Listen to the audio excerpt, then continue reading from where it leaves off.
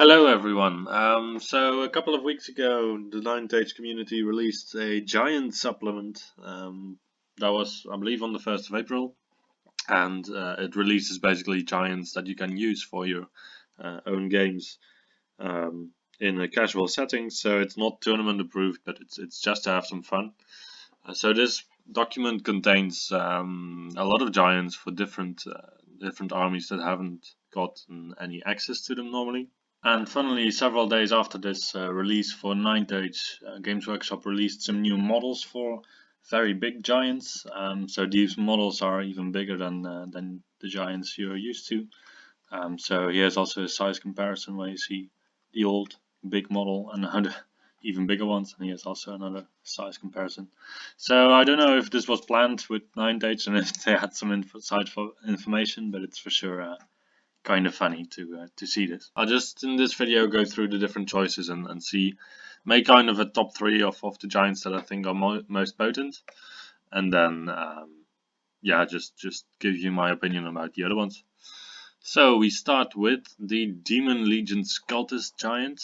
So first of all, it's not fearless or anything, so it's quite funny to have a model in Demon Legions that can actually flee, that has to take break tests. You can give it any one of the manifestations below. I think this is quite a well balanced giant in terms of what you get. So you can he always is a wizard's apprentice with Spear of Infinity, I think. So you can get him to Resilience 6, which isn't really a big deal. You can give him some resistance against multiple wounds. Yeah, it's kind of nice, but Unhinging Jaw reroll to wound against large, I believe, or yeah. So that's quite good, I would say, because it kind of compensates for not having a stomp against these targets. And the Grasping Proboscis, I actually don't know. So I think that Unhinging Jaw is probably the best here. You could go for Big Brother also, because you're on the flanks anyway.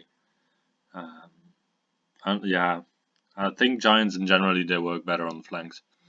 So because if you're having giants in your main battle line, then you can charge them in together with something else, a bit like a chariot. That yeah, they also work quite well on the flanks, so better than a chariot because they don't care too much about being charged or not.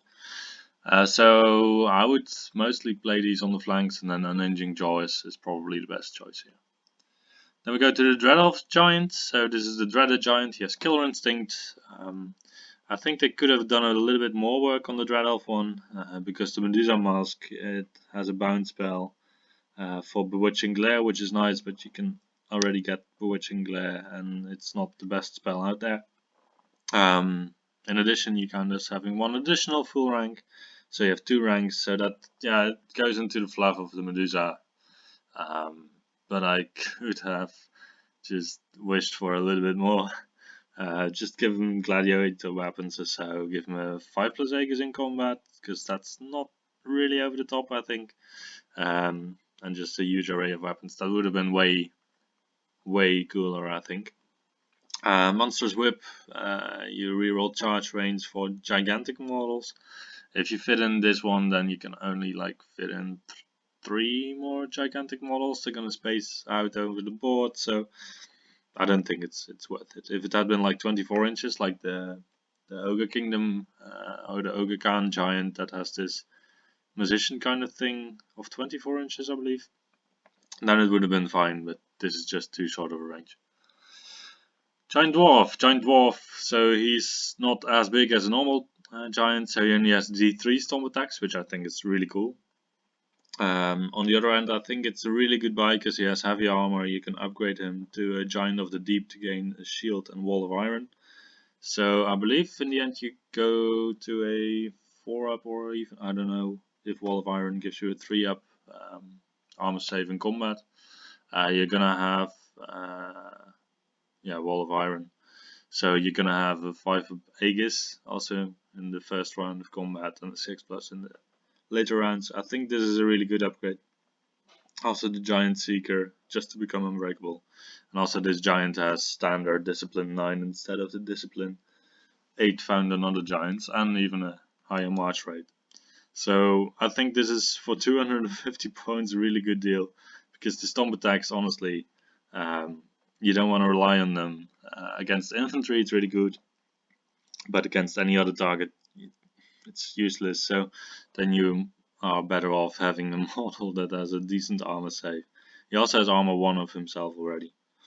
So 7 wounds with a good armor save, just on a flank somewhere with discipline 9. Possibly with unbreakable, but then you don't have the armor. I think this is one of the best choices you can get. Also, it has hatred inbuilt. I don't know why it has hatred, but it has hatred, which really combines well with the rage. Then we have the Imperial Giant. This is also one of the choices I think are really good. So first off, the model gains support unit. You cannot benefit from orders because you're not a standard size infantry or standard size cavalry, whatever. But you can still benefit from the support system as your support unit, so you can either countercharge or you can stand and shoot. You can give it a giant repeater, which is basically a volley gun. So you have a volley gun on a mobile platform, which is really important. You are unwieldy, so you get a -2 to it if you move. So yeah, with the volley gun you're not gonna hit anything anymore. But on the other hand, you can set it up so that the next turn your opponent cannot charge one of your blocks because you're gonna stand and shoot with a volley gun. So yeah, that's 3 shots times 2. Because of the stand and shoot, you hit on a 5+. So yeah, that's a little bit sad, but otherwise it's really a big deterrent.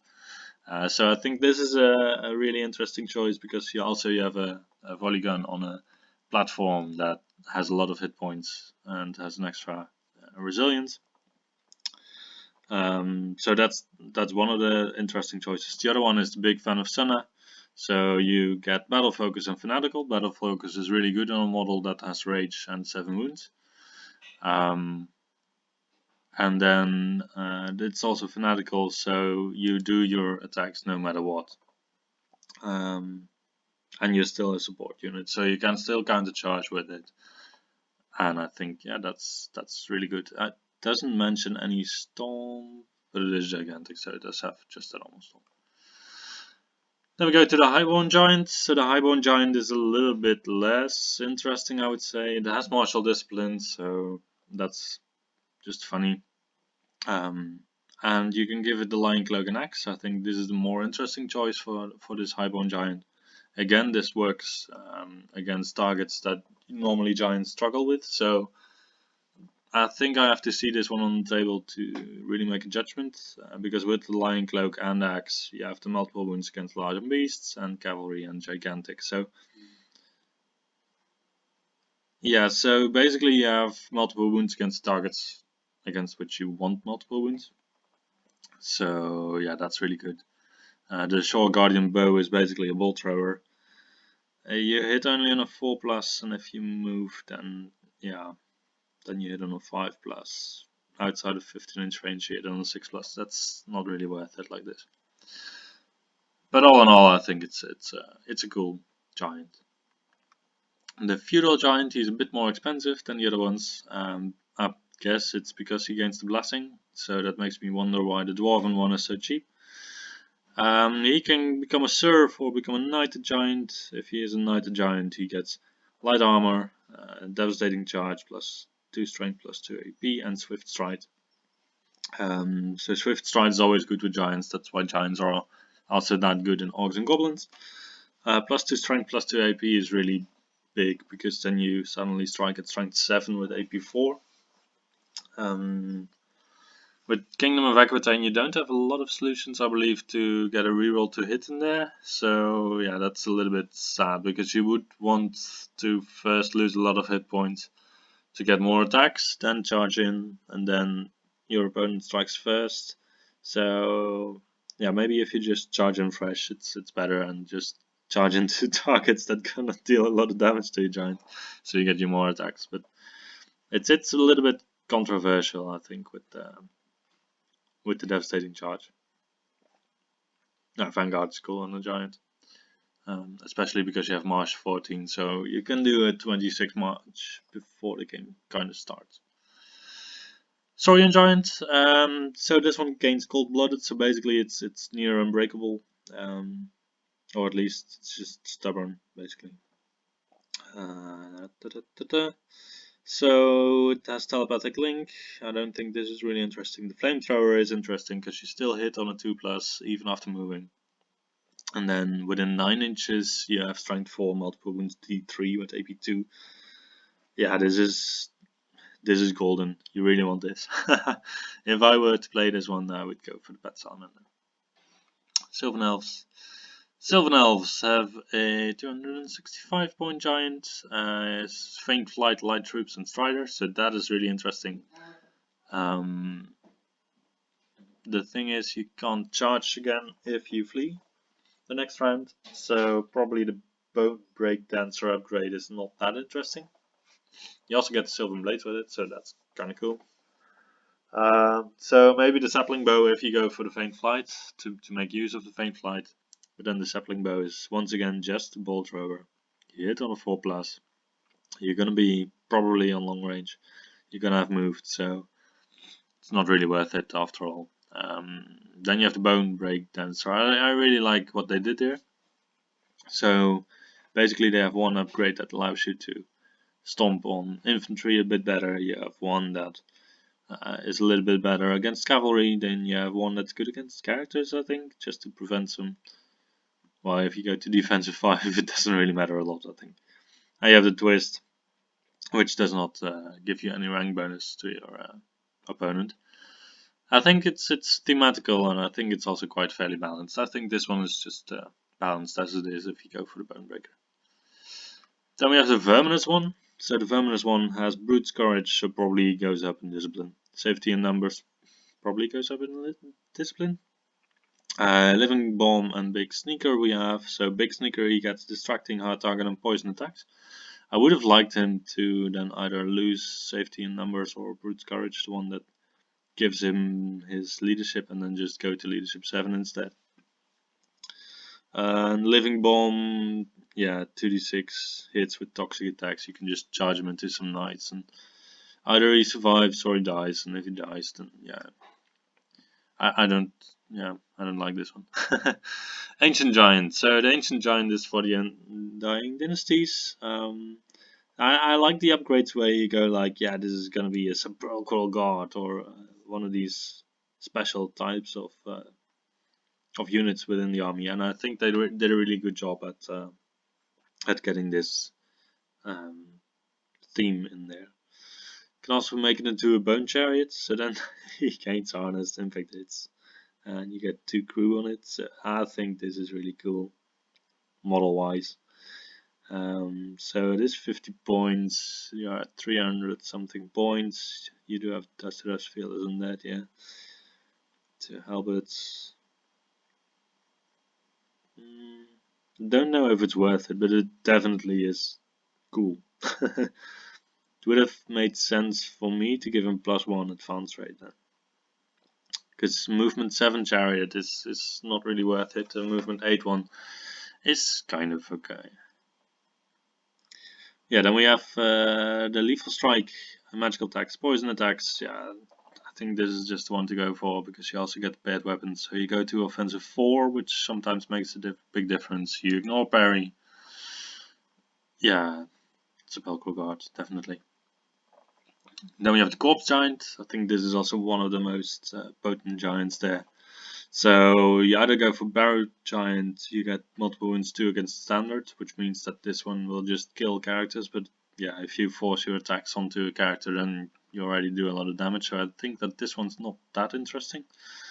You have the Ghoul Giant for poison attacks, which is interesting, but well, you already have strength 5, but Unholy Appetite really helps, because it gives you a reroll to hit in rounds after the first, so once you've lost some wounds, you get a reroll to hit, you have poison. I think this one's nice. The Zombie Giant is the one I really think is potent, because you reanimated this set to d6+1, and you gain Stubborn, so you only lose half the wounds to combat rest.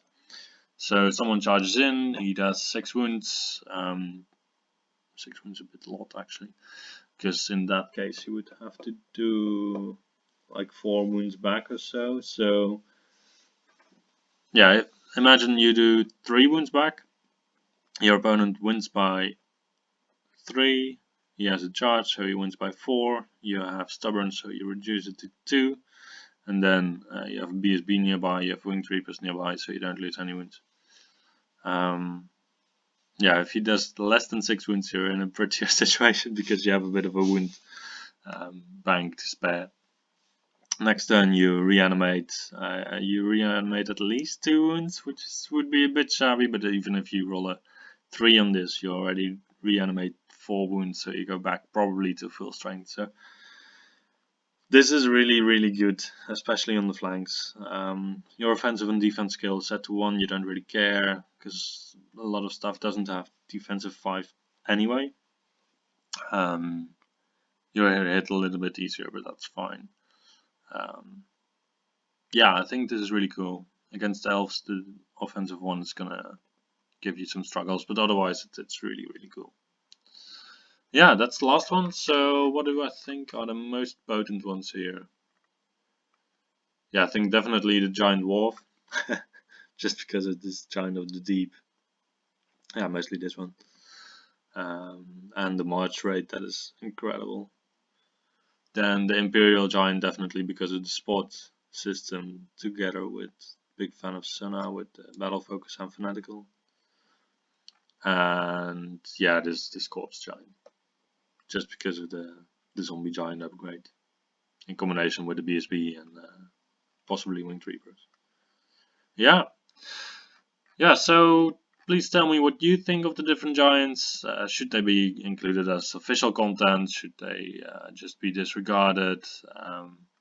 What would your ideas be for a amazing giant for any of the races that don't feature a giant yet? I don't know if there's any races that don't have access now to a giant, but I believe nearly all of them at least have access to it now. And also, do you like this type of content? Would you like for it to be released more often? Then definitely give a shout out on the forums. Thank you for watching and see you the next time.